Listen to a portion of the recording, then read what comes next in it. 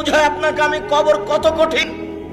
রাসূল সাল্লাল্লাহু আলাইহি ওয়াসাল্লাম বলেন, যখন তাকে কবরে জিজ্ঞাসা করা হবে দ্বীন সম্পর্কে, মুহাম্মদ সাল্লাল্লাহু আলাইহি সাল্লাম সম্পর্কে, ইসলাম সম্পর্কে, সে যদি উত্তর দিতে না পারে, ইয়াদরিবু জারবাতান, এত জোরে তাকে ফেরেশতা মারবেন, ইয়াসিহু সাইহাতান, সে বাপরে মারে করে চিৎকার করবে, ইয়াসমু মা বাইনাল মাশরিক ওয়াল মাগরিব ইল্লা সাকালাইন, সারা পৃথিবীর জীবজন্তু, কীটপতঙ্গ, পদার্থ, জড় পদার্থ সব কিছু তার চিৎকার শুনতে পাবে, মানুষ আর জিন শুনতে পাবে না। এখান থেকে 50,000 কোটি কিলোমিটার দূরে যে বস্তু আছে সেও শুনতে পাচ্ছে এই কবরের চিৎকার। সে কত জোরে চিৎকার করছে আপনাকে আমি বুঝাতে অক্ষম।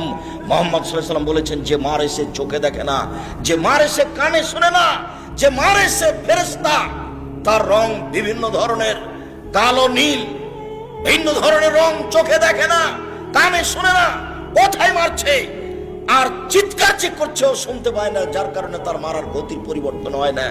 মারে যে সে পুলিশ নয়, মারে যে সে মানুষ নয়, সে খায় না, পেশাব করে না, তার সংসার নাই, তার বিবাহ শাদী নেই, তিনি হচ্ছেন ফেরেশতা।